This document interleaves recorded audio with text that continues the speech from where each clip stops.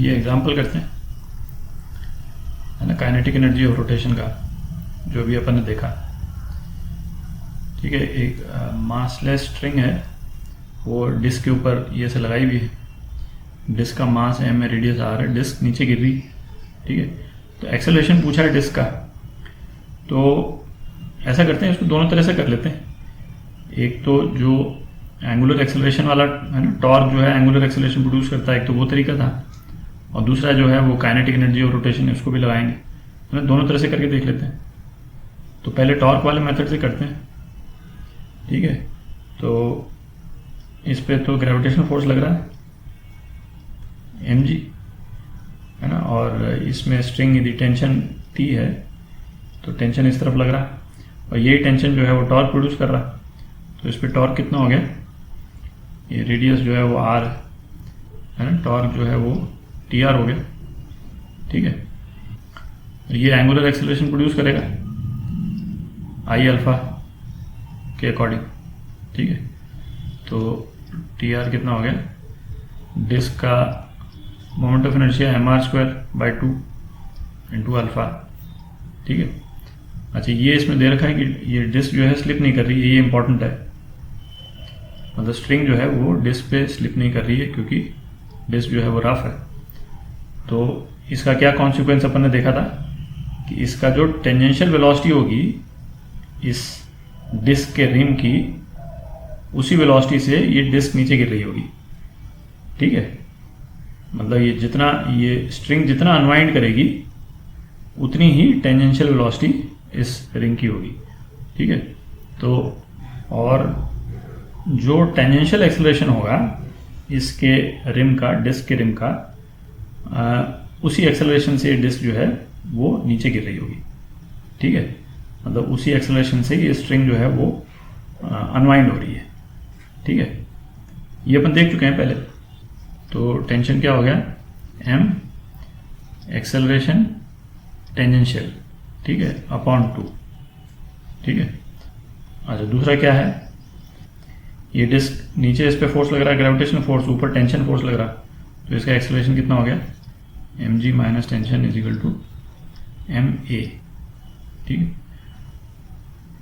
ये एक्सेलरेशन जो है वो इस एक्सेलरेशन के बराबर केवल इसलिए है क्योंकि ये कंडीशन होल्ड करती है। ठीक है, ये कंडीशन नहीं होल्ड कर रही होती तो ये दोनों बराबर नहीं होते, तो अपन बराबर कर देते हैं अब इनको। तो mg minus ma/2 is equal to ma, तो एक्सेलरेशन कितना आ गया, 2g/3। ठीक है, ये तो टॉर्क वाले तरीके से आ गया, इसको अपन बगल में लिख लेते हैं, एक्सेलरेशन जो है वो 2g/3। ठीक है, अच्छा अब रोटेशनल एनर्जी करके को यूज़ करके निकालते हैं।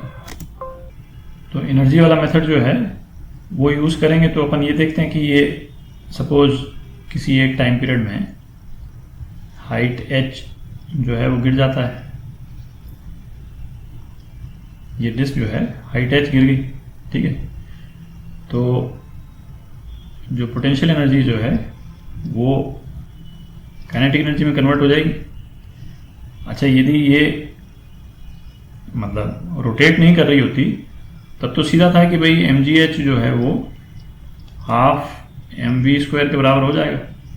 ठीक है, पर इस केस में क्या है, ये चूंकि रोटेट भी कर रही, तो ये mgh जो है वो दो चीज़ों के लिए कंट्रीब्यूट करेगा।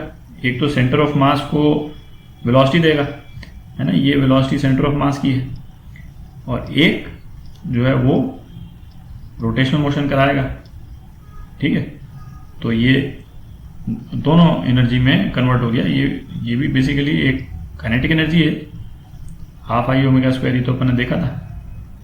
तो ये कितना हो गया, half mv² plus mr²/2 ω² into 1/2। तो r ओमेगा क्या है, v, क्यों, क्योंकि स्ट्रिंग स्लिप नहीं कर रही। तो ये कितना हो गया, हाफ mv² प्लस 1/4 mv², इसका मतलब 3/4 mv²। mgh जितना हो गया। ठीक है, तो इसको अपन लिख सकते हैं GH जो है वो 3/4 v² हो गया, ठीक है। अच्छा, दोनों डिफ्रेंशिएट कर दें, दोनों साइड, g तो कांस्टेंट है, डिफ्रेंशिएट कर दें with respect to time. dH/dt is equal to 3/4 into 2v dV/dt, ठीक है। तो ये dH/dt क्या है, वेलोसिटी है, तो g into v is equal to 3/2 v into ये dV/dt क्या हो गया, एक्सेलरेशन हो गया, ठीक है। तो इससे क्या आ गया, एक्सेलरेशन 2g/3, ठीक है।